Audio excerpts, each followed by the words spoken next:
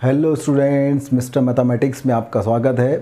CBSE mathematics में class 10th में अपन पढ़ रहे हैं चैप्टर नंबर 6 ट्राइंगल्स। तो चलिए अपन स्टार्ट करते हैं आज की क्लास। तो हम स्टार्ट कर रहे हैं chapter number 6 triangle, class 10th का। तो ट्राइंगल में सबसे पहला जो हमारा कंसेप्ट है वो कंसेप्ट है सिमिलर फिगर। क्या होते हैं भाई सिमिलर फिगर्स? है सिमिलर फिगर क्या हो सकते हैं, इसके बारे में अपन को डिस्कशन करना है। तो देखो, क्लास 9th में आपने congruency of triangle, congruent figure पढ़े थे। आज आप पढ़ रहे हो सिमिलर फिगर।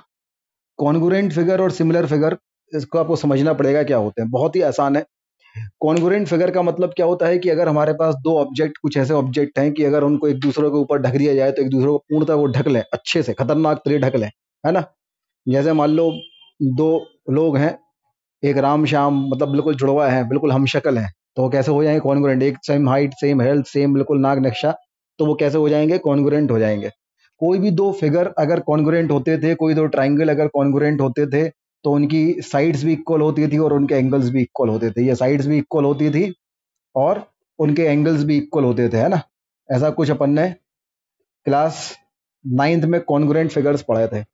आज अपन को पढ़ना है सिमिलर फिगर। तो सिमिलर फिगर का मतलब होता है, जैसे मान लो अगर हम सिमिलर फिगर की बात करें तो आपकी एक बड़ी वाली फोटो, ये है भाई हमारे मिस्टर ऋषिराज की एक बड़ी वाली फोटो, और मिस्टर ऋषिराज की एक छोटे वाली फोटो। ये मिस्टर ऋषिराज का मुंह, इसमें भी ये मुंह, इसमें ये आंखें, इसमें भी आंखें, इसमें नाक, नाक, कान, मुंह। ये ऋषिराज की फोटो है। मतलब मेरी ड्राइंग तो पता ही है आपको कितनी गंदी है, उसी हिसाब से मान लीजिएगा कि यस है, ठीक है। क्योंकि अगर मेरी ड्राइंग अच्छी होती तो मैं डॉक्टर बन जाता, तो अच्छी नहीं है वो, इसलिए।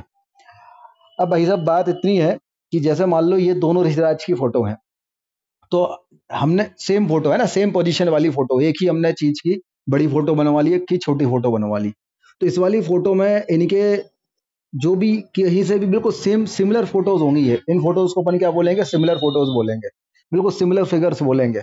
सिमिलर फिगर क्यों बोलेंगे? क्योंकि जैसे मान लो ये वाली फोटो है, उसमें दोनों नाक के बीच का ये एंगल, इसमें भी दोनों नाक के बीच का एंगल बराबर होगा। दोनों कानों के बीच का एंगल, दोनों कानों के बीच का एंगल बराबर होगा। बिल्कुल एक सी होंगी, बस ये बड़ी होगी, ये छोटी होगी, तो इसको अपन क्या बोलेंगे, सिमिलर फिगर्स बोलेंगे। तो ये सिमिलर फिगर्स को जस्ट समझने का एक तरीका है, इस सिमिलर फिगर। चलिए अब अलग अलग सिमिलर फिगर के बारे में बात करें।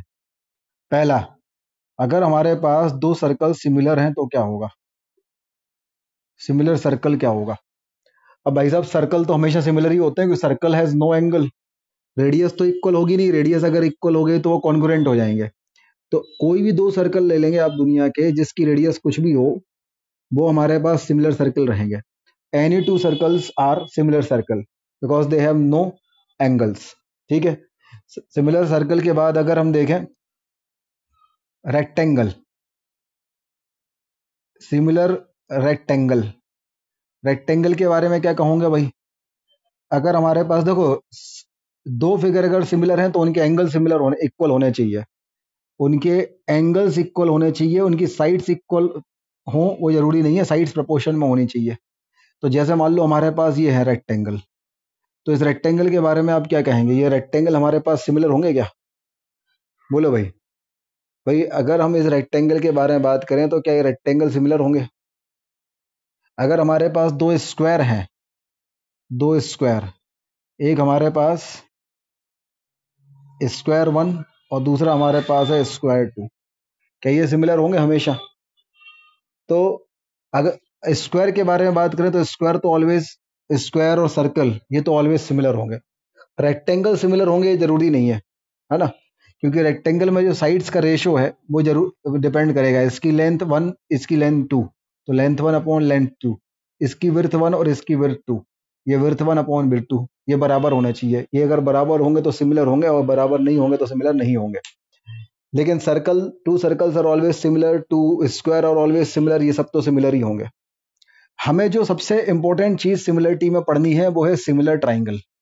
सिमिलर ट्राइंगल्स कैसे होते हैं इनको अपन समझें कि अगर हमारे पास दो ट्राइंगल्स होते हैं, ये हमारे पास दो ट्राइंगल हैं, अगर ये दो ट्राइंगल सिमिलर हैं तो इनके देखो ओनली एंगल्स आर इक्वल करोगे तो सिमिलरिटी का कंसेप्ट फेल हो जाएगा।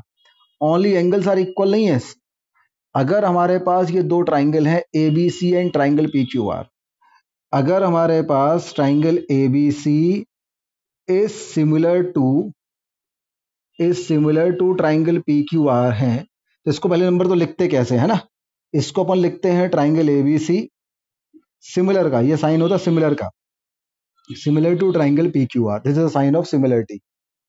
अगर यही सांप गद्दे के ऊपर सोता है तो क्या हो जाता है, कॉन्ग्रुएंसी, लेकिन ये अकेला सांप सो रहा है हवा में तो क्या हो जाएगा, सिमिलरिटी। तो triangle ABC is similar to triangle P Q R. अगर हमारे पास दो ट्राइंगल सिमिलर हैं तो क्या होगा, तो केवल उनके एंगल इक्वल नहीं होंगे, दो कंडीशंस होती हैं। पहली कंडीशंस होती हैं angles are equal, angles are equal, और दूसरी होता है sides are proportional, sides are in proportional.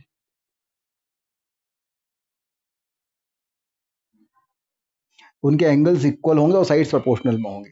Angles equal होंगे मतलब जैसे मान लीजिए ये वाला एंगल एक्स है तो ये वाला एंगल एक्स है, ये वाला एंगल वाई है और ये वाला एंगल वाई है, और ये वाला एंगल जेड है और ये वाला एंगल जेड है। तो अपन कह सकते हैं भाई साहब angle A equal to angle P है, angle B equal to angle Q है, और angle C equal to angle R है। और साइड्स आर प्रोपोर्शनल मतलब एक्स वाई एंगल वाली साइड क्या है, A B, upon X Y angle वाली साइड क्या है, P Q, Y Z angle वाली साइड क्या है, बी सी, और वाई जेड एंगल वाली साइड क्या है, Q R. Z X angle वाली साइड क्या है, ए सी, और जेड एक्स एंगल वाली साइड क्या है, पी आर। तो एंगल्स इक्वल है, angle X X Y Y Z Z equal है, साइड्स प्रोपोर्शनल में है, एक्स वाई वाली side A B upon X Y वाली side P Q, Y Z वाली side B C upon Y Z वाली side Q R, Z X वाली side A C upon Z X वाली side P R. तो अगर दो triangle similar हैं तो दो कंडीशंस को फॉलो करेंगे। पहली कंडीशन होगी एंगल्स आर इक्वल एंड दूसरा होगा साइड्स आर इन प्रोपोर्शनल। तो this is similarity of triangle, note कर लीजिए यहां तक।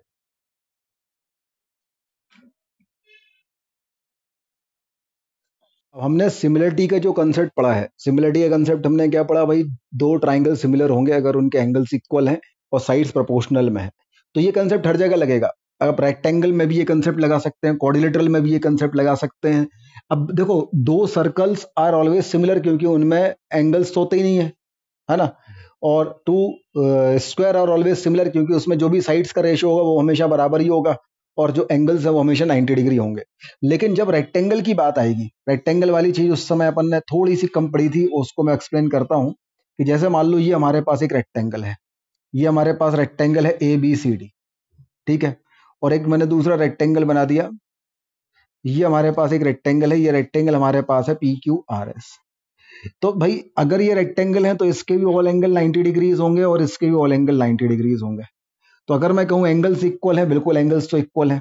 अब मान लीजिए इसकी जो लेंथ है, इसकी लेंथ हमारे पास 10 सेंटीमीटर है, ये भी 10 सेंटीमीटर हो गई, और ये हमारे पास जो है 3 सेंटीमीटर है, और ये भी हमारे पास 3 सेंटीमीटर हो गई। और इसकी जो विड्थ है, विड्थ हमारे पास 4 सेंटीमीटर है, तो ये भी 4 सेंटीमीटर हो गई, और इसकी विड्थ हमारे पास 2 सेंटीमीटर है और ये भी 2 सेंटीमीटर हो। तो हमें चेक करना है क्या ये सिमिलर होगा। तो सिमिलर का फंडा ये होता है कि पहले वाले का लेंथ अपॉन दूसरे वाले का लेंथ इक्वल टू पहले वाले की विड्थ अपॉन दूसरे वाले की विड्थ। एंगल्स आर इक्वल, ये तो ऑलरेडी है भाई क्योंकि साइड सभी एंगल 90 डिग्री के हैं, लेकिन साइड्स आर प्रोपोर्शनल। अब इसमें दो ही साइड होती है, लेंथ और विड्थ, तो लेंथ और विड्थ क्या प्रोपोर्शनल में है, मतलब length 1 upon length 2 equal to width 1 upon width 2, ऐसा है। तो अगर अपन लेंथ फर्स्ट देखें तो 10 सेंटीमीटर थी, सेकंड वाले की लेंथ 3 थी, पहले वाले की विड्थ 4 थी, दूसरे वाले की विड्थ 2 थी। तो क्या 10/3 और 4/2 इक्वल है, नहीं है, नहीं है। इसका मतलब ये हमारे पास जो rectangle A B C D था, जो हमारे पास rectangle A B C D था, this is not similar to, ये सिमिलर टू का साइन बनाया आपने, इस पे ऐसा डंडा फेर दिया, तो ये not similar to P Q R S, ये पी क्यू आर एस के सिमिलर नहीं होगा। सिमिलरिटी के कंसेप्ट को अच्छे से समझिए, सिमिलरिटी के कंसेप्ट अच्छे से समझिए। सिमिलरिटी का कंसेप्ट ये है कि उसकी जो साइड्स हैं वो प्रोपोर्शनल में होनी चाहिए और एंगल्स आर इक्वल होने चाहिए। भाई ऋषिराज की एक बड़ी वाली फोटो, ऋषिराज की छोटी वाली फोटो, वो दोनों सिमिलर क्यों होंगी, क्योंकि उनके दोनों नाक के इसके बीच का एंगल दोनों फोटो में बराबर होगा, और ये वाली साइड अपॉन उसकी ये वाली साइड, और ये वाली साइड अपॉन उसकी ये वाली साइड, दोनों के प्रोपोर्शनल में होंगी। तो साइड्स प्रोपोर्शनल में होना भी जरूरी है और एंगल्स इक्वल होना भी जरूरी है। जब इन दोनों कंडीशंस को फॉलो करेगा तब कोई भी फिगर सिमिलर होंगे। बस स्क्वायर में क्या होता है, स्क्वायर में साइड्स एक ही होती हैं तो प्रोपोर्शनल में होने का सवाल ही नहीं उठता, और जो सर्कल होता है उसमें एंगल्स होते ही नहीं है, तो वो भी इक्वल होने के सवाल नहीं उठते। इसलिए all circles are similar, all squares are similar, but ये रेक्टेंगल देखो सिमिलर नहीं है। अगर मैं एक और एग्जांपल दे दूं, ये समझने के लिए है। अगर मैं कहूं कि भाई ये 3 सेंटीमीटर ना होके 5 सेंटीमीटर होता, दूसरा एग्जाम्पल मैंने दिया कि भाई ये 5 सेंटीमीटर होता, तो क्या ये सिमिलर होता? तो ये 10/5 हो जाता, पहले वाले की लेंथ 10, दूसरे वाले की 5, पहले वाले की विड्थ 2, दूसरे वाले की पहले वाले की विड्थ 4, दूसरे वाले की 4, दूसरे वाले की 2। तो अगर हम ये देखते हैं तो ये 2 इक्वल टू 2 इक्वल है, तो इसके एंगल्स तो इक्वल थे ही सभी 90 डिग्री, साइड्स भी प्रोपोर्शनल में है, तो ये दोनों फिगर हमारे पास सिमिलर हो जाएंगे। तो सिमिलर होने की बेसिक कंडीशन समझ लीजिए आप बस आज। सिमिलर होने की बेसिक कंडीशंस है कि sides are in proportional and angles are equal. जैसे ही आपके पास सिमिलरिटी की कंडीशन आए, सिमिलरिटी आपके सामने आए, तो आपको दो कंडीशन याद रखनी है कि angles are equal and sides are in proportional. ठीक है, चलिए आगे बढ़ते हैं। फिगर इसकी जरूरत नहीं है, दूसरे फिगर ये केवल समझाने के लिए है। ठीक है, देखो आप चाहो तो एनसीईआरटी में पेज नंबर आप 121 पे जाएं तो एक फिगर 6.5 बना है, वो मैं बोर्ड पे बना रहा हूं, उसके बारे में अपन बात करते हैं, है ना। तो एक तरफ हमारे पास एक क्वाड्रिलेटरल है ABCD, कुछ इस तरीके से है ABCD, ये कुछ ऐसा है। ये यहाँ पे बना हुआ है A, फिर ये है B, ये है C, ये है D, है ना। अगर आप देखें तो ये वाला एंगल हमारे पास 105 डिग्री है, ये वाला एंगल हमारे पास 100 डिग्री है, ये वाला एंगल हमारे पास 70 डिग्री है, और ये वाला एंगल हमारे पास 85 डिग्री है। फिर साइड AB के नीचे लिखा है 1.5 सेंटीमीटर, BC के साइड में लिखा है 2.5 सेंटीमीटर, CD के साइड में लिखा है 2.4 सेंटीमीटर, और यहाँ हमारे पास लिखा है 2.1 सेंटीमीटर। फिर एक और PQRS है, थोड़ा बड़ा सा, ये PQRS है, कुछ इस तरीके से, ऐसा PQRS है। ठीक है, ये हमारे पास है P, ये है Q, ये है R, ये है S। ये क्वाड्रेटल में ये वाला एंगल यहाँ भी 105 डिग्री है, ये वाला एंगल 100 डिग्री है, ये वाला एंगल 70 डिग्री है, और ये वाला एंगल जो है वो 85 डिग्री है। अब यहाँ पे आपको प्रोपोर्शनलिटी का कंसेप्ट समझ में आएगा। ये 3 सेंटीमीटर है, ये 5 सेंटीमीटर है, ये 4.8 सेंटीमीटर है, और ये 4.2 सेंटीमीटर है। अब आपको बुक में बस फिगर देखना था, जो आपने देख लिया, बिल्कुल बुक में मत देखना, यहाँ समझना। बोला गया है कि भाई चेक करो कि ये प्रोपोर्शनल में है कि नहीं। तो हमने सबसे पहले एंगल देखा, देखो ये एक एंगल 105, 105, 100, 100, 70, 70 और 85, 85 एंगल्स तो इक्वल है। प्रोपोर्शनलिटी कैसे चेक करते हैं? प्रोपोर्शनलिटी अपन एंगल से चेक कर रहे हैं। 105 और 100 वाली साइड क्या है? AB अपॉन, अब यहाँ पे भी देखो 105 और 100 वाली साइड कौन सी है? PQ।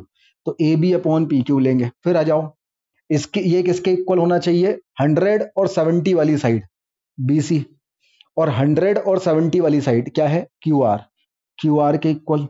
फिर आ जाओ 70 और 85 वाली साइड क्या है? CD। यहाँ पे आओ 70 और 85 वाली साइड क्या है? RS। फिर 85 और 105 वाली साइड क्या है? DA, और 85 और 10 वाली साइड क्या है? SP। AB की वैल्यू कितनी है? 1.5। PQ की वैल्यू कितनी है? 3, कैंसिल होके 1/2 आ जाएगा। BC की वैल्यू कितनी है? 2.5, QR की वैल्यू है 5, कैंसिल होके 1/2 आ जाएगा। CD की वैल्यू कितनी है? 2.4, RS की है 4.8, कैंसिल होके 1/2 आ जाएगा।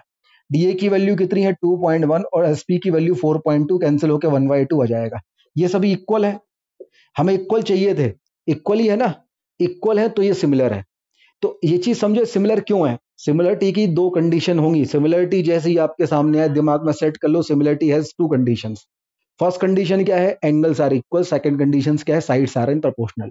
एंगल्स आर इक्वल है 105, 105, 100, 100, 70, 70, 85, 85। साइड्स आर इन प्रोपोर्शनल, लेकिन कैसे प्रोपोर्शनल? सेम एंगल वाली, 105, 100, 105, 100, A B upon P Q, A B upon P Q. 170 वाली यहाँ BC, 170 वाली यहाँ QR, तो A B C upon QR। 70 और 85 वाली यहाँ CD, 70 और 85 वाली यहाँ PS, तो CD अपॉन RS, है ना, RS। और 85 और 105 वाली यहाँ DA, 85 और 105 वाली यहाँ SP, तो DA अपॉन SP। चेक करो क्या ये सब बराबर है, ये इक्वल हैं क्या? ये रेशो इक्वल है, तो ये साइड्स आर इन प्रोपोर्शनल हो गई, और साइड्स प्रोपोर्शनल में हो गई और एंगल्स इक्वल हो गए। तो फिर अपन कहेंगे ये जो क्वाड्रेटल हमारे पास ABCD था, this is similar to quadrilateral PQRS। Yes, ये सिमिलर होगा। तो this is the concept of similarity. चलो भाई, एक्सरसाइज 6.1, एनसीईआरटी की एक्सरसाइज 6.1। क्वेश्चन नंबर फर्स्ट में है filling the blank using the correct word. All circles are similar, सही है, all squares are similar, all equilateral triangles are similar, सही बात है, ऑल इक्विलेटरल ट्राइंगल सिमिलर होंगे क्योंकि एंगल्स इक्वल है, साइड जो भी होंगी प्रोपोर्शनल में ही होंगी। Two polygon of same number of sides are similar if their corresponding angles are equal and their corresponding sides are proportional. हो गया। Give two example of pair of similar figure, वो भी सिमिलर फिगर के दो different example दे दो। आप दो circle दे दो, दो स्क्वायर दे दो, दो कोई भी आप पॉलीगॉन बना दो, दो कोई भी क्वाड्रेटल बना दो, या कोई भी प्रैक्टिकल एग्जांपल भी दे दो। नॉन सिमिलर फिगर के भी इसी तरीके से दे सकते हैं। State whether the following quadrilateral are similar और नॉट। तो भाई ये देखो एंगल्स ही इक्वल नहीं है इन दोनों के, तो एक के 90-90 है, एक स्क्वायर है, एक रोम्बस है, एंगल्स ही इक्वल नहीं है, तो ये तो सिमिलर होंगे ही नहीं। तो इस तरीके से एक्सरसाइज 6.1 अपनी हो गई है ना। तो निकालिए भाई, आज अपन पढ़ेंगे थ्योरम नंबर 6.1। थ्योरम नंबर 6.1 पढ़ो क्या लिखा है। If a line is drawn parallel to one side of a triangle to intersect the other two sides in distant points, the other two sides are divided in the same ratio। बहुत ही important theorem है ये। इस theorem के पहले statement समझिए आप, इस theorem का पहले स्टेटमेंट समझिए, उसके बाद जो है इसका प्रूफ अपन समझेंगे। ये हमारे पास एक ट्राइंगल है, क्या कह रहा है, if a line is drawn parallel to one side, अगर इसके बेस के पैरेलल या कोई भी साइड के पैरेलल, मान लीजिए ये हमने पी क्यू, एक साइड के पैरेलल अपन ने ड्रॉ करी। If a line drawn parallel to one side of a triangle, तो ये हमने जो पी क्यू है इस लाइन बी सी के पैरेलल अगर ड्रॉ की है, intersect the other two side at distant point, तो इंटरसेक्ट करती है ये लाइन पी और क्यू पे, पी और क्यू पे, किसको, ए बी और ए सी साइड्स को। तो उस कंडीशन में लिखा है the other two sides are divided in the same ratio. तो अब इसको भावना समझिए, इतनी सी भावना है कि अगर हमारे पास ट्राइंगल है, ट्राइंगल में अगर मैंने बेस के पैरेलल ये लाइन ड्रॉ करी जो इसके पैरेलल है, तो उस कंडीशन में ये जो हमारे पास A P upon B P होगा, इसकी value A Q upon C Q के इक्वल होगी। A P upon B P equal to A Q upon C Q होगा। एक बार और अब जो लिखा है उसे पढ़िए एक बार। क्या लिखा है, a line is drawn parallel to one side of a triangle. ये जो हमारे पास ट्राइंगल है, ये ट्राइंगल हमारे पास है ए बी सी, इसके किसी भी एक साइड के पैरेलल अपन ने एक लाइन ड्रॉ करी, ये दोनों पैरेलल है। A line is drawn parallel to one side of a triangle intersect the other two side at distinct point, intersect the other two side at distinct point, ये distinct point अपन ने P और Q ले लिए। ठीक है, फिर आगे बढ़ो, क्या लिखा है, the other two sides are divided in the same ratio। ये जो other two sides हैं AB and AC, they are divided in the same ratio, मतलब AP upon PB equal to AQ upon QC, इसके equal होगा। अच्छा, अगर मैं ये कहूं, थोड़ा सा मेरा मन बदल गया, आपने कहा कि सर ये ट्राइंगल एबीसी है, मैंने थोड़ा सा मन बदल लिया, मैंने कहा अब की बार मोदी सरकार अपन एसी के पैरेलल लाइन ड्रॉ करते हैं। हमने अभी पहले बीसी के पैरेलल लाइन ड्रॉ करी थी, अब हम एसी के पैरेलल लाइन ड्रॉ करते हैं। और अगर ऐसा करते हैं और इसका नाम मैं रख देता हूं, मान लीजिए डी, और इसका नाम मैं रख देता हूं ई, ये हमारे पास दोनों पैरेलल हैं। समझ में आया, क्या किया मैंने, एसी के पैरेलल मैंने लाइन ड्रॉ करी, एसी के पैरेलल जो लाइन ड्रॉ करी है, तो अदर टू साइड बीसी और ए बी ए को डी और ई पे कट करती है। तो इस थ्योरम के अनुसार क्या प्रोपोर्शनल में होगा, अदर टू साइड्स, पढ़ो क्या लिखा है लास्ट वाला line, other two sides are divided in the same ratio. तो other two sides divided in the same ratio मतलब B D upon C D equal to B E upon E A, B D upon C D equal to B upon A, ये हमारे पास होगा। आई बात समझ में। तो अगर मेरा मूड बदल गया और मैंने इसके पैरेलल लाइन ड्रॉ कर ली, तो भी ये थ्योरम लगेगा। ऐसा नहीं है कि अपन ने ये बेस के पैरेलल पढ़ा तो बेस के पैरेलल ही लगेगा। अरे भाई, किसी भी बेस के पैरेलल नहीं पढ़ा है, वो तो जस्ट अपन कहने के लिए लोग बोल देते हैं स्कूलों में कि बेस के पैरेलल लाइन ड्रॉ करोगे तो अदर टू साइड्स को सेम रेशो में डिवाइड करेगा। पढ़ो आप स्टेटमेंट अच्छे से, बेस के पैरेलल नहीं लिखा है, ये बहुत इंपॉर्टेंट थ्योरम, इसलिए इसको बड़े प्यार से समझा रहा हूँ। इसमें लिखा है a line is drawn parallel to one side of a triangle, किसी भी एक साइड के पैरेलल में अगर एक लाइन ड्रॉ करता हूं और वो बाकी की दोनों साइड्स को डिस्टेंट पॉइंट पे कट करती है डी और ई पे, तो बाकी की दोनों जो साइड्स हैं other two side divided in the same ratio. अगर किसी बच्चे ने कहा, ऋषिराज ने कहा भैया सर ऐसा है, मेरा तो मूड चेंज हो गया है, ना मैं बीसी के पैरेलल ड्रॉ करूंगा और ना मैं एसी के पैरेलल ड्रॉ करूंगा, मैं तो एबी के पैरेलल एक लाइन ड्रॉ करूंगा। तो अगर ये बंदा एबी के पैरेलल एक लाइन ड्रॉ कर रहा है और ये वाला पॉइंट हमारे पास डी ले रहा है और ये वाला पॉइंट हमारे पास ई ले रहा है, तो अदर टू साइड्स अब क्या हो गई, अदर टू साइड हो गई हमारे पास बीसी और AC, other two side divided in the same ratio. तो वर्टेक्स से अगर मैं लेता हूं तो CE upon A, CE upon A equal to हो जाएगा C D upon B D, equal to हो जाएगा C D upon B D. तो ये थ्योरम का स्टेटमेंट आपको समझ में आना चाहिए कि अगर मैं किसी भी वन साइड के पैरेलल कोई लाइन ड्रॉ करता हूँ, वन साइड के पैरेलल कोई लाइन ड्रॉ करता हूँ, वन साइड के पैरेलल कोई लाइन ड्रॉ करता हूँ, तो वो अदर टू साइड्स को टू डिस्टेंट पॉइंट पे कट करती है। तो जो अदर टू साइड्स हैं, अदर टू साइड टिंग टिंग, अदर टू साइड टिंग टिंग, अदर टू साइड टिंग टिंग, ये other two side divided in the same ratio. यहाँ पे क्या जाएगा, A P upon P B equal to A Q upon Q C. यहाँ पे क्या जाएगा भाई, B D upon C D equal to B upon A. यहाँ पे क्या जाएगा, C D upon B D equal to C upon A. This is theorem number 6.1। बहुत ही इंपॉर्टेंट थ्योरम है, जितना इंपॉर्टेंट थ्योरम ये आपका 10th के लिए उतने ही अगर आप एनटीएससी ओलंपियाड दोगे तो उसके लिए है। तो इसको नोट करो भाई, ये इसका स्टेटमेंट। चलिए अब अपन आगे बढ़ते हैं। थ्योरम नंबर 6.1 का स्टेटमेंट हो गया। अब इसका अपन प्रूफ देखें।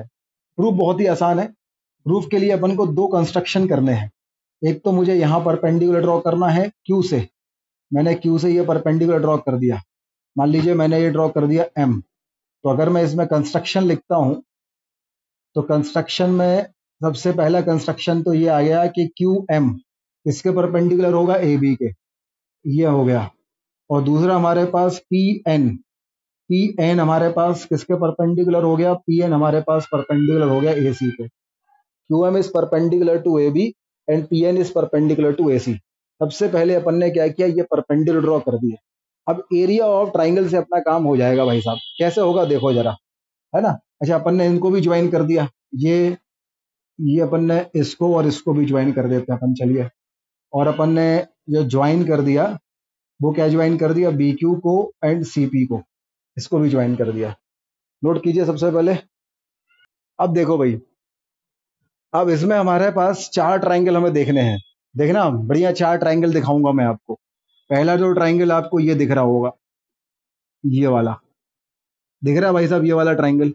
ये कौन सा ट्राइंगल है, ये है पी बी क्यू।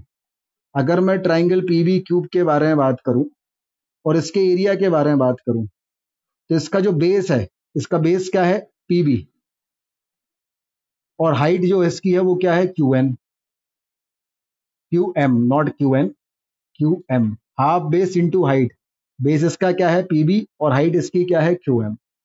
तो दूसरा ट्राइंगल मैं देख रहा हूं, ये समझ में आया भाई। अब दूसरा ट्राइंगल देखो, दूसरा ट्राइंगल ये वाला दिखा रहा हूं मैं आपको, ये वाला, ये वाला, ये वाला दिख रहा है आपको, क्यू सी पी। ये दूसरा ट्राइंगल हमारे पास है क्यू सी पी। अगर मैं इसके एरिया के बारे में बात करूं तो हाफ, इसका बेस कितना होगा, क्यू सी, और इसकी हाइट कितनी होगी, पी एन। हाइट कितनी होगी, पी एन। बेस कितना होगा, Q C, perpendicular. Obtuse angle triangle में हाइट ऐसे ही निकालते हैं, अगर आपको याद नहीं हो तो थोड़ा सा रिवाइज करो। ऑब्ट्यूज एंगल ट्राइंगल है, बेस ये हो गया, हाइट कैसे निकालोगे, तो इसको अपन एक्सटेंड करके ये परपेंडिकुलर ड्रॉ करते, तो ये हाइट हो जाती थी, है ना। ये ऑब्ट्यूज एंगल ट्राइंगल था, तो ये हाइट और ये बेस, तो इसलिए इसका बेस क्यूसी है और हाइट पी एन है। ये इसका एरिया आ गया। फिर उसके बाद दो और ट्राइंगल दिखाऊंगा, ये दो देख लिया अपन ने, अब दो और देखो। देखना जरा, एक ट्राइंगल बेस देखना इसका, ये ट्राइंगल है ए पी क्यू, दिख रहा है ए पी क्यू।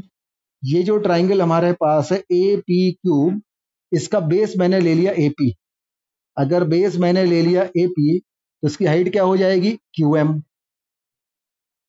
फिर आगे बढ़े आप, फिर मैंने ये वाला ट्राइंगल ले लिया, ट्राइंगल ए क्यू पी। अगर ट्राइंगल में ले लूं ए क्यू पी तो इसका बेस क्या हो जाएगा, ए क्यू, तो हाइट क्या हो जाएगी, पी एन। तो half A Q into P N. ये चार ट्राइंगल अपन ने ले लिए।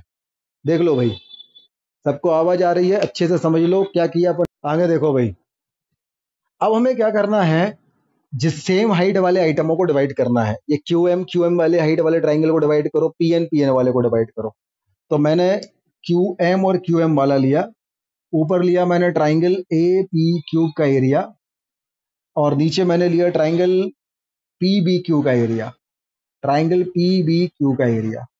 अगर मैं ऐसा लेता हूं तो ए पी बी का एरिया क्या जाएगा, half A P multiplied by Q M, और पी बी क्यू का एरिया क्या जाएगा, half P B multiplied by Q M half half cancel, तो area of triangle A P cube upon area of triangle P B cube equal to हमारे पास आ गया A P upon P B.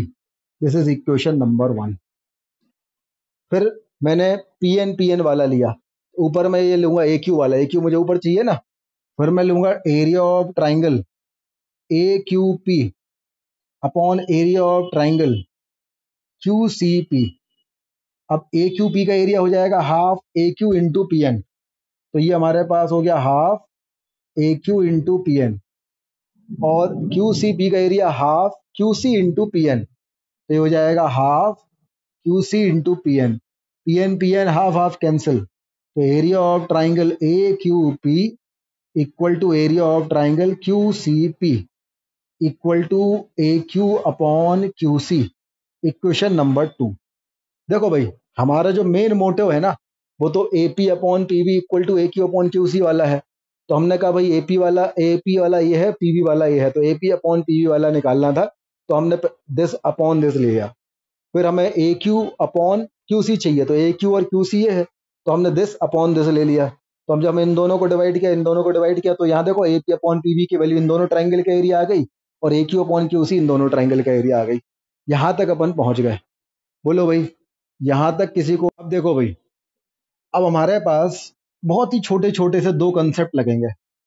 पहली बात आप देखो, ये जो ट्राइंगल हमने यहाँ पे लिया ए P cube, A P cube, A P cube triangle आपको दिख रहा है, ट्राइंगल ए पी क्यूब दिख रहा है भाई, और दूसरा ट्राइंगल है A Q P, triangle A Q P, दिख रहे हैं दोनों ट्राइंगल, ए पी क्यूब और ए क्यू पी, ये तो सेम ही ट्राइंगल है भाई साहब, ये तो अलग है ही नहीं। आप ऐसे पढ़ लो या ऐसे पढ़ लो, है तो सेम ट्राइंगल।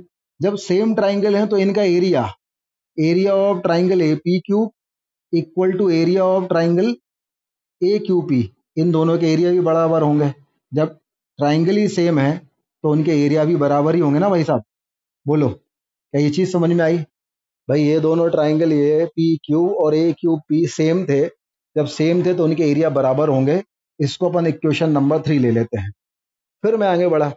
अब हमने बचपन की एक याद करी, हमने कहा भाई साहब अगर हमारे पास दो ट्राइंगल कुछ इस तरीके से हैं कि उनका बेस तो सेम है, बेस सेम है और बिटवीन सेम पैरेलल लाइन है, तो क्या उनका एरिया इक्वल होगा? अब ये बेस मैंने ये ले लिया, ये हमारे पास बेस है, एक ट्राइंगल ये है और एक ट्राइंगल ये है, ये दोनों पैरेलल हैं, तो क्या इन दोनों का एरिया बराबर होगा? एक बार और याद करो, नाइन्थ की चीज है ये। नाइन्थ में अपन ने पढ़ा था कि area of triangle of same base and between same parallel lines are always equal. दो ट्राइंगल्स हैं, उनका अगर बेस सेम है और बिटवीन सेम पैरेलल लाइन है तो उनका एरिया हमेशा इक्वल होगा। अब देखो भाई साहब, ये यहाँ पे हमने एक पैरेलल लाइन ले ली पी क्यू, और पी क्यू के पैरेलल लाइन ये हमारे पास है बी सी, ठीक है। अब पी क्यू अगर हमारे पास बेस है, पी क्यू मैंने क्या ले लिया, बेस, और मैंने ये ज्वाइन किया, तो ये बेस है पी क्यू, तो ये ट्राइंगल आ गया पी क्यू सी, और पी क्यू बेस लेके मैंने इस बी को ज्वाइन किया, दूसरा ट्राइंगल हमारे पास आ गया पी क्यू बी, एक पी क्यू सी और एक पी क्यू बी। यहां देखो, पी क्यू सी और पी क्यू बी, इन दोनों ट्राइंगल का बेस तो सेम है, that is P Q, and between same parallel line है P Q and B C, तो इन दोनों का एरिया इक्वल होगा। तो अपन आगे बढ़ते हैं, पहला ट्राइंगल हम ले लेते हैं। देखो अब ये पी क्यू बी जो है, इसको मैं पी बी क्यू भी लिख सकता हूं, तो मैं लिख रहा हूं triangle P B Q, and जो पी क्यू सी है इसको मैं triangle P P C Q भी लिख सकता हूं, इसको मैं क्यू सी पी भी लिख सकता हूं, तो इसको मैं लिख रहा हूं ट्राइंगल क्यू सी पी। इन दोनों की अगर मैं बात करूं तो इन दोनों का सेम बेस है। कौन सा सेम बेस है भैया? सेम बेस है P Q, and between same parallel line है, बिटवीन सेम पैरेलल लाइन है, दिख रहा है ना यहाँ का? बिटवीन सेम पैरेलल लाइन है। पैरेलल लाइन कौन कौन सी है? P Q is parallel to B C. तो ये क्या लिखा है, ये दोनों जो ट्राइंगल हैं इनका सेम बेस है और बिटवीन सेम पैरेलल लाइन है। अगर ऐसा है तो इन दोनों का एरिया इक्वल होगा। तो अपन कह सकते हैं area of triangle P B Q equal to area of triangle Q C P. इन दोनों का एरिया इक्वल होगा। This is equation number 4। एक बार और समझो ये कैसे आया। हमने कंसेप्ट ये पढ़ा है कि अगर दो ट्राइंगल हैं और दो ट्राइंगल का बेस सेम है, इसका बेस सेम है P Q and between same parallel line P Q and B C, तो ये जो दो ट्राइंगल है पी क्यू सी और पी क्यू बी, इनका एरिया बराबर होगा। अब मैंने पी क्यू बी को क्या लिख दिया, पी बी क्यू लिख दिया, और मैंने पी क्यू सी को क्यू क्यू सी पी लिख दिया। इन दोनों का एरिया कैसा होगा, बराबर होगा। This is equation number 4। यहां तक नोट करो भाई। तो हमने निकाला इक्वेशन नंबर 3 और इक्वेशन नंबर 4, इन दोनों को अपन डिवाइड कर दें। अगर इक्वेशन नंबर 3 और इक्वेशन नंबर 4 को अपन डिवाइड करें तो ये हमारे पास क्या हो जाएगा, area of triangle A P cube upon area of triangle P B cube equal to area of triangle A Q P upon area of triangle Q C P. क्या हो गया भाई, देखो इसका लेफ्ट हैंड साइड अपॉन इसका left hand side, area of triangle A P Q upon area of triangle P B Q equal to area of triangle A Q P upon area of triangle Q C P. ये हमारे पास आ गया। अब equation number 1 से A P cube और B P cube, A P cube और B P cube, इसकी वैल्यू हमारे पास क्या थी, A P upon P B. और इक्वेशन नंबर 2 से ए क्यू पी और Q C P, A Q P और क्यू सी पी, इसकी वैल्यू हमारे पास क्या थी, A Q upon Q C. तो ये हमारे पास इक्वल हो गए। तो हेंस प्रूव्ड, ये अपन ने प्रूफ कर लिया। इस तरीके से ये थ्योरम हमारे पास प्रूफ हो गया। नोट की हो गया थ्योरम नंबर 6.1। थ्योरम नंबर 6.1 के बाद आओ थ्योरम नंबर 6.2। ये भी बहुत ज्यादा इंपॉर्टेंट है, प्रूफ नहीं, इसका थ्योरम बहुत ज्यादा इंपॉर्टेंट है, इसका स्टेटमेंट बहुत ज्यादा इंपॉर्टेंट है। प्रूफ तो बिल्कुल भी नहीं है, लेकिन जो इसका स्टेटमेंट है वो बहुत ज्यादा इंपॉर्टेंट है। भाई क्या लिखा है, पढ़ो आप। If a line divides any two sides of a triangle in same ratio then line is parallel to the third side. Just converse है। पहले क्या था कि अगर एक साइड के पैरेलल जाती है तो बाकी दोनों को सेम रेशियो में डिवाइड करती है।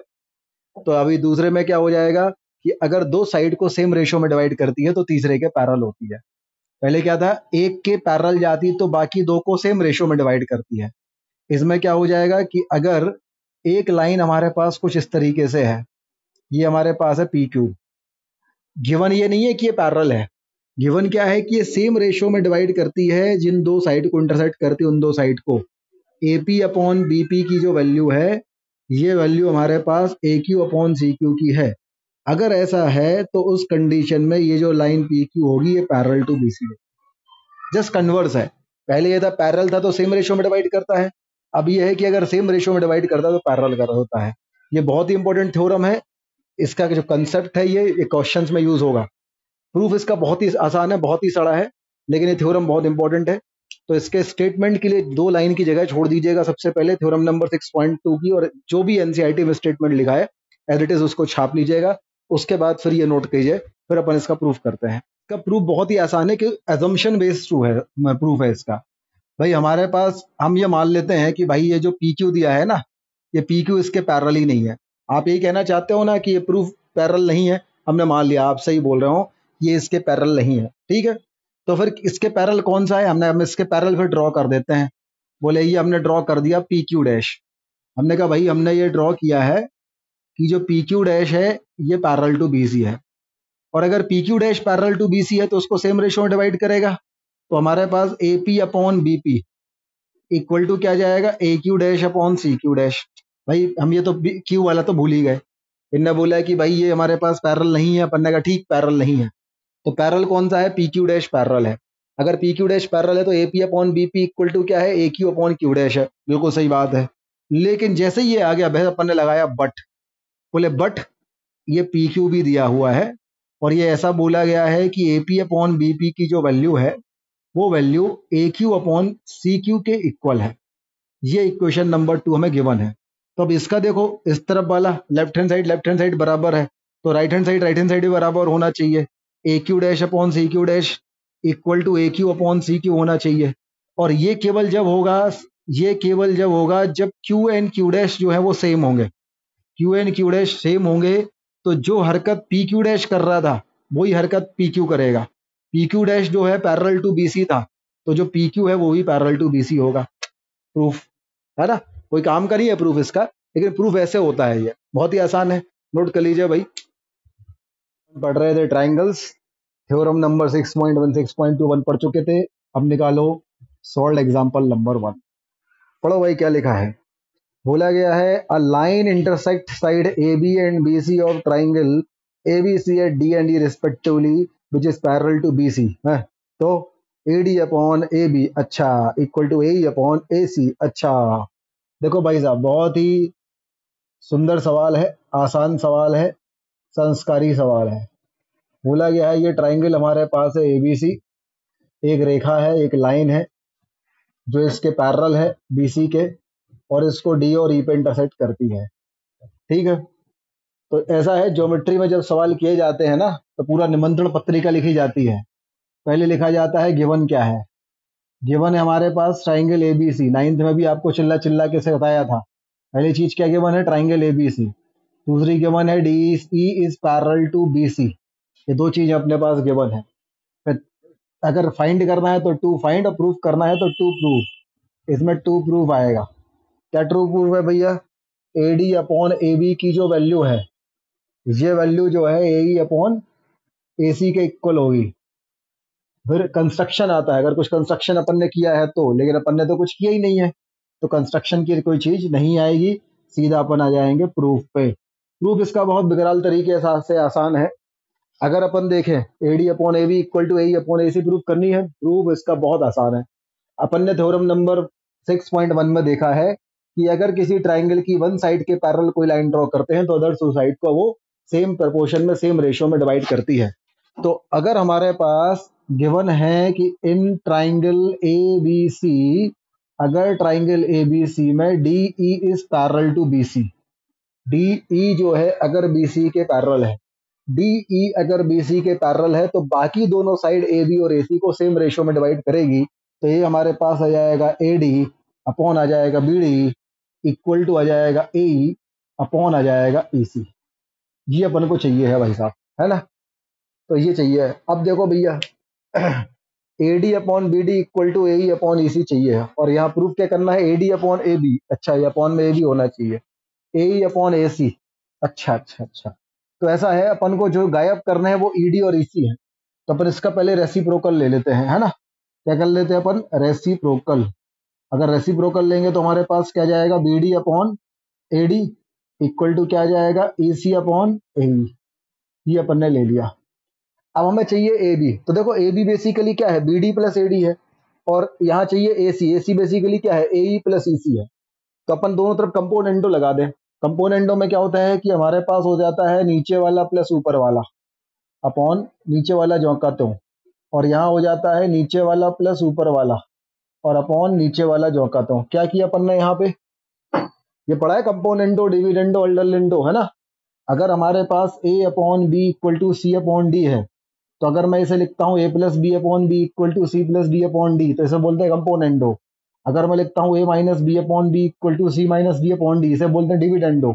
अगर इनका क्रॉस में इंटरचेंज कर देते हैं तो ये D upon D equal to आ जाएगा, ये वाला हमने चेंज कर दिया तो ये डी यहाँ चला गया, ये यहाँ तो आ जाएगा D upon B equal to C upon ए।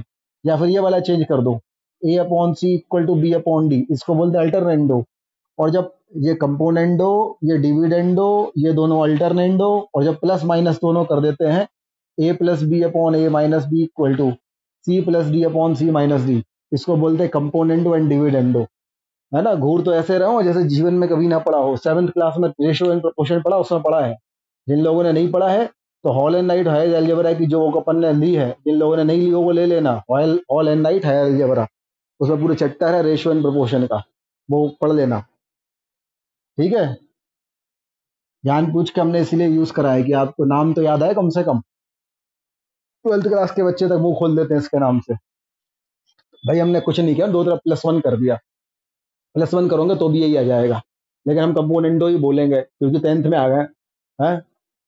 अब B D plus A D, B D plus A D हमारे पास क्या है, ए बी, तो A B upon A D आ गया। और ई सी प्लस ए ई हमारे पास क्या है, ए सी अपॉन ए ई आ गया। फिर से ले लो रेसिप्रोकल, रेसिप्रोकल लोगे तो ये क्या जाएगा, A D upon A B equal to क्या जाएगा, A E upon A C. लो भाई, हैंड्स प्रूव्ड। होप हो, नोट करो। बड़ा सवाल, आसान सवाल।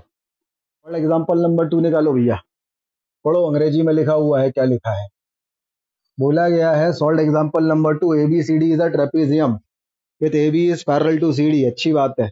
E and F are the point on the non-parallel side AD and BC respectively, such that EF is parallel to AB.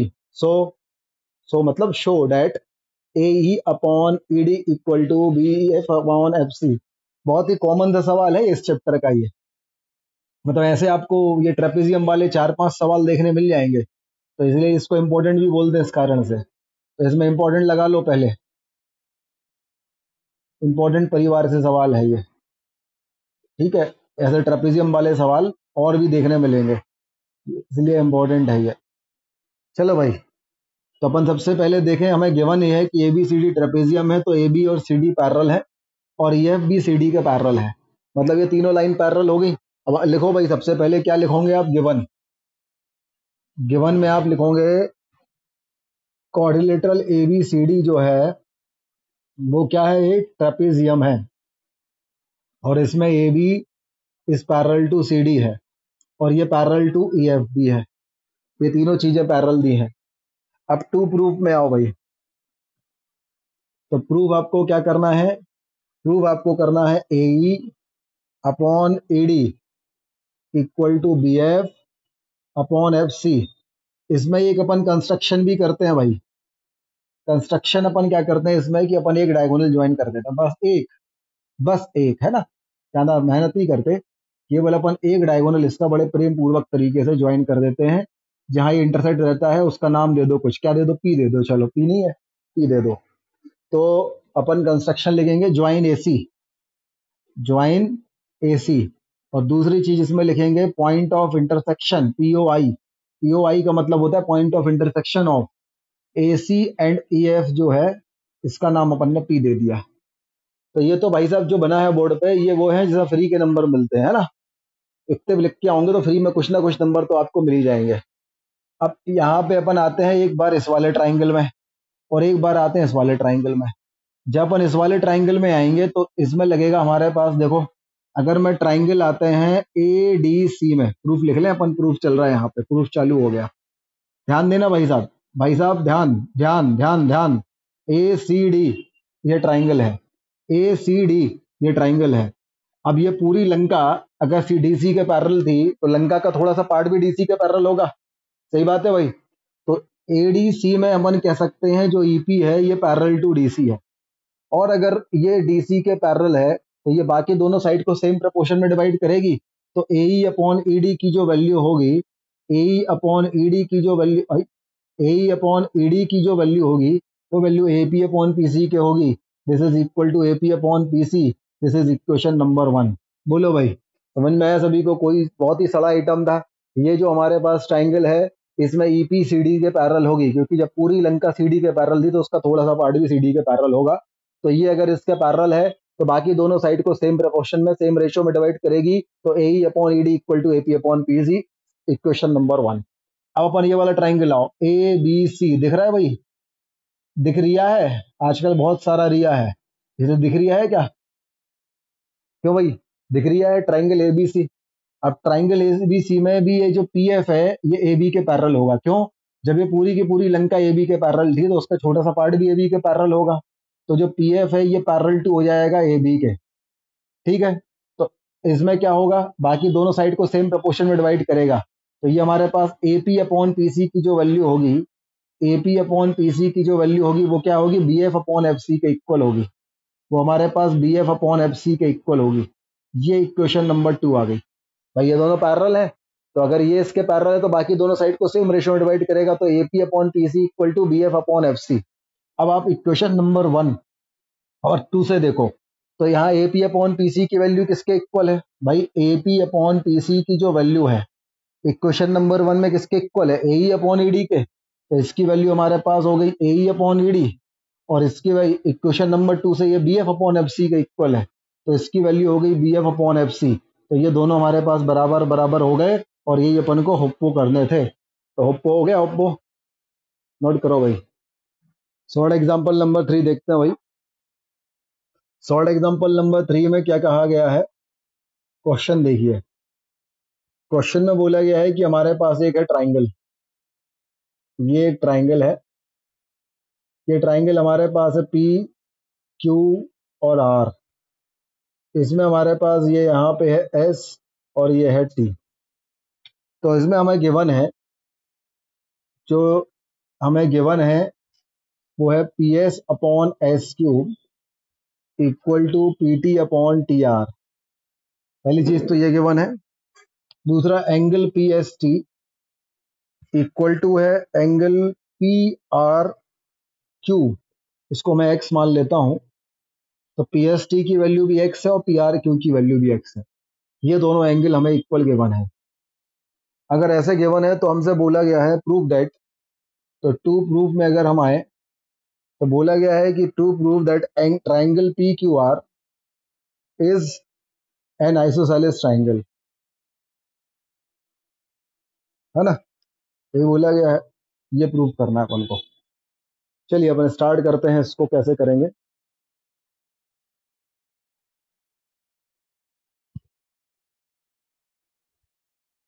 देखो भैया कैसे होगा ये प्रूफ, देखें अपन इसका। सभी स्टेप बाय स्टेप ध्यान दीजिएगा। सबसे पहले हम ये देखें कि ये जो हमारे पास ट्राइंगल है पी क्यू आर, ट्राइंगल हमारे पास है पी क्यू आर। इस ट्राइंगल पी क्यू आर में अगर हम देखें, this is triangle P Q R, this is P, this is Q, this is R, this is S T. यहाँ पे P S upon S Q, P S upon S Q equal to P T upon T R, equal to है P T upon T are. ये हमारे पास given है। तो अगर हमें given है कि ये जो एस टी है वो इन दोनों साइड को सेम प्रोपोर्शन में डिवाइड करता है, तो अकॉर्डिंग टू थ्योरम नंबर 6.2 ये दोनों पैरेलल होंगे। तो अगर ऐसा है तो उस कंडीशन में हम कह सकते हैं कि एस टी जो है वो पैरेलल टू क्यू आर होगा। बोलो भाई, P S upon S cube equal to P T upon T R. इसका मतलब है कि ये जो हमारे पास एस टी है ये इन दोनों साइड पी क्यू और पी आर को सेम रेशो में डिवाइड करता है। जब सेम रेशो में डिवाइड करता है तो according to theorem number 6.2 S T must be parallel to Q R. बाजू में अपन लिख सकते हैं this is why theorem number 6.2। अब इतनी चीज क्लियर हो गई भाई, ये इसके पैरेलल होगा। हम आगे बढ़ते हैं। अगर ये पैरेलल होगा तो उस कंडीशन में अपन कह सकते हैं कि ये वाला एंगल और ये वाला एंगल दोनों इक्वल होंगे। क्यों होंगे? करस्पॉन्डिंग एंगल से। अपन कह सकते हैं angle P S T equal to angle हो जाएगा पी क्यू आर। ठीक है, क्यों? करस्पॉन्डिंग एंगल, करस्पॉन्डिंग एंगल से ये दोनों इक्वल होंगे। तो अगर ये वाला एंगल एक्स है तो ये वाला एंगल एक्स अपन ले रहे हैं, ये भी एक्स हो गया। तो इस बड़े वाली फिगर में देखो ये भी एक्स हो गया। ये चीज क्लियर हुई भाई। ये दोनों अगर हमारे पास पैरेलल हैं तो ये दोनों एंगल हमारे पास इक्वल होंगे करस्पॉन्डिंग एंगल से। तो ये वाला एंगल एक्स तो ये वाला एंगल भी एक्स हो गया। अब आप ट्राइंगल पी क्यू आर में देखिए, in triangle P Q are हमने क्या प्रूव कर लिया, ये दोनों एंगल इक्वल टू एक्स हैं। ये P cube R equal to angle P R cube equal to x. और जब ये दोनों एंगल इक्वल हैं, किसी ट्राइंगल में अगर दो एंगल इक्वल है तो उसको क्या बोलते हैं? Isosceles triangle. सो अपन बोल सकते हैं so triangle P Q R is an isosceles triangle. तो इससे हमारे पास ये प्रूफ हो जाएगा ये हमारे पास एक आइसोसेलेस ट्राइंगल। अपन निकालते हैं अब एक्सरसाइज 6.2। चलिए एक्सरसाइज 6.2 करते हैं सॉल्व। एक्सरसाइज 6.2 में क्वेश्चन नंबर 1 कुछ नहीं, बहुत ही आसान है। ये तो बोला गया है कि अगर D is parallel to B C है ट्राइंगल 1 और ट्राइंगल 2 दिए हैं, जिसमें ट्राइंगल ABC है दोनों में, और DE जो है वो पैरेलल टू BC दिए हैं, और कुछ कुछ मेजरमेंट दिए, कुछ कुछ निकालने हैं। देखिए भाई, फर्स्ट का फर्स्ट पार्ट बहुत ही आसान है। कुछ इस तरीके से हमारे पास एक ट्राइंगल दिया हुआ है। ये ट्राइंगल अगर हमारे पास है ABC, तो ये हमारे पास है एक लाइन जो यहाँ पे D और E पे इंटरसेक्ट करती है। तो अगर हमारे पास गिवन है कि DE is parallel to BC है, DE अगर पैरेलल टू BC है, तो अकॉर्डिंग टू 6.1 क्या हो जाएगा हमारे पास, AD upon BD equal to AE upon CE। अब इनके हमें मेजरमेंट दिए हुए हैं। AD दिया हुआ है 1.5 सेंटीमीटर, BD दिया हुआ है 3 सेंटीमीटर, AE दिया है 1 सेंटीमीटर, EC जो है वो अपन को निकालना है। तो अपन वैल्यू पुट कर दें। AD की जगह आपने रख दिया 1.5, BD की जगह रख दिया 3, AE की जगह रख दिया 1, ये AE था ना, AE की जगह 1, और हमें CE निकालना है। तो ये कितना आ गया, 1/2। तो CE की वैल्यू हमारे पास कितनी आ गई, 2। तो CE इक्वल टू हमारे पास आ गया 2 सेंटीमीटर। इस तरीके से ये इसका फर्स्ट पार्ट हो जाएगा। सेम ऐसे ही इसका सेकंड पार्ट है। देखो जरा, सेकंड पार्ट जो हमारे पास है, इसका जो सेकंड पार्ट है वो भी सेम ऐसे ही है। ये हमारे पास है ABC, और ये हमारे पास है DE। बोला गया है DE इसके पैरेलल है। मेजरमेंट दिया हुआ है इसका 1.8, इसका 5.4 और इसका 7.2। तो इसका निकालना है। तो अगर हमारे पास DE is parallel to BC है, तो उस कंडीशन में AD अपॉन BD की जो वैल्यू होगी वो किसके इक्वल होगी, AE अपॉन EC के इक्वल होगी।